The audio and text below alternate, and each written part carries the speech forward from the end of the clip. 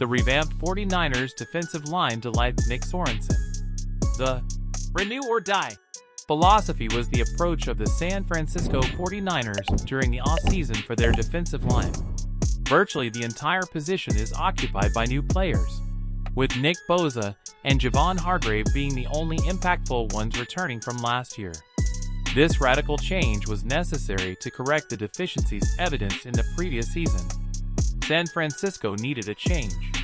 The defensive line was not as dominant as it could have been last season, especially at the defensive tackle position. Since 2019, it has been the strength of the defense, and not living up to its usual standard in 2023 was disappointing. However, the organization has worked diligently to correct this crucial aspect of the team, and the early signs of success are promising.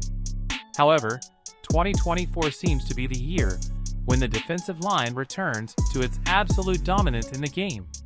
So far, in training camp, improvements are already visible, and defensive coordinator Nick Sorensen is ecstatic with what he is seeing from the group. Sorensen's enthusiasm is based on the performance and cohesion of the new group of players, who have demonstrated a high level of competence and exceptional skills. It has been great. The whole group has been really fun to work with and watch how they work, said Sorensen. Jordan Elliott is so explosive. He's very powerful and also has some mobility, but he's explosive. He's bigger than you think. You stand next to him and see that he has very powerful hands. His ability to combine brute strength with agility is really impressive and adds a new dimension to our defense. And Maliek Collins is very dynamic, moves very well, but also has that power. And you are seeing that in Javon Hargrave and Kevin Givens and Kalia Davis, and really in all those guys T.Y. McGill. The whole group. You see them compete, and see those explosive and dynamic guys that we like, who can move, but also have power, and it's fun to watch them all compete.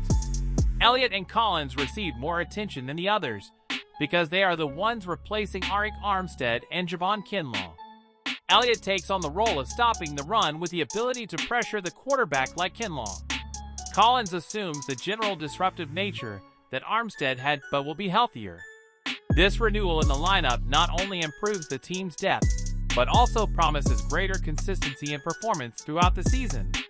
The rest of the players should be solid at key moments.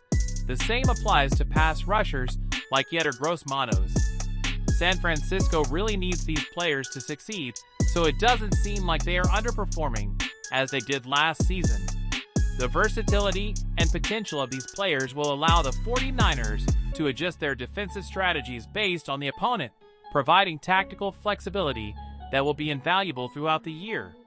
With this renewed energy and talent, the 49ers defensive line is poised to reclaim its position as one of the most feared in the league. Fans have reasons to be optimistic, as the improvements in training camp suggest that the team is on track to regain its dominant form. The combination of veteran players and new talents creates a potent mix that could be the key to a successful season. The anticipation is palpable as the team prepares to face the challenges of the new season. With a revitalized defensive line, the San Francisco 49ers are ready to prove that they can once again be an unstoppable force in the NFL. Fans and analysts alike are eagerly waiting to see how these changes unfold on the field, and whether they can lead the team to new heights in 2024.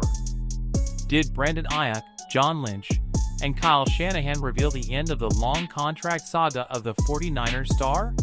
The negotiations between the San Francisco 49ers and Brandon Aiyuk have been at a long stalemate, with few positive indications of progress. Despite an apparently positive meeting in June between Aiyuk, general manager John Lynch, and head coach Kyle Shanahan, no headway was made towards an agreement, leading the All-Pro receiver to formally request a trade this month.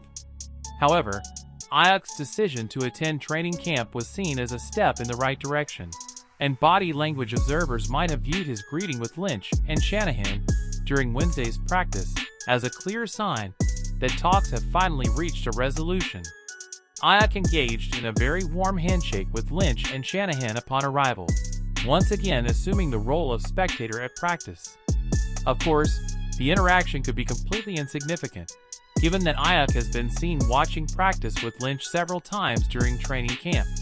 But the very friendly nature of the exchange was enough to ignite social media, and rightly so, given the 49ers' history of closing deals with star players during training camp. Were the handshakes a sign that an agreement outline has finally been reached, or were they instead part of a farewell, as the 49ers approved a trade for Ayak to another team? The latter seems extremely unlikely, given the 49ers' firm insistence that they are not interested in trading Ayak. Still, the handshakes are the closest hint that something might be on the horizon that the 49ers and Ayak have provided throughout this process.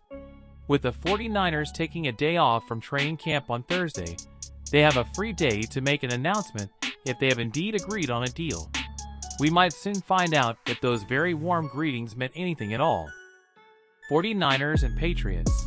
A trade of frustrated stars? A recent outburst during the New England Patriots training camp from star pass rusher Matthew Judon has sparked a hypothetical and surprising trade proposal with the San Francisco 49ers. Matthew Judon has made it clear that he desires a new contract this offseason. However, his stance seems to have shifted according to observations from Monday's practice session in Foxborough, where he had lengthy discussions with coach Jerod Mayo and executive Elliott Wolf, culminating in a heated exchange before leaving the field. Judon, while present, has not been actively participating in practices. If his absence continues, he might be more open to being traded. Graff and Holder of The Athletic suggest that New England could use Judon to target a number 1 receiver, mentioning 49ers receiver Brandon Ayak, who requested a trade in July. This proposal is reasonable, but from the perspective of 49ers general manager John Lynch, it is difficult to justify parting with Ayak, a vital piece of the offense, especially with the team's Super Bowl aspirations. Moreover, the 49ers already signed edge rusher Leonard Floyd in March to complement Nick Bosa, reducing the need for Judon. Acquiring Ayak would be a significant win for the Patriots, providing rookie quarterback Drake May with a top receiver. This transaction seems to heavily favor the Patriots. While it theoretically addresses needs for both sides, executing it in practice is challenging due to complex contract situations and each team's specific needs. For more news and updates on the San Francisco 49ers, follow our channel, The 49ers Zone. And as always, feel free to share your opinions and thoughts in the comments section below.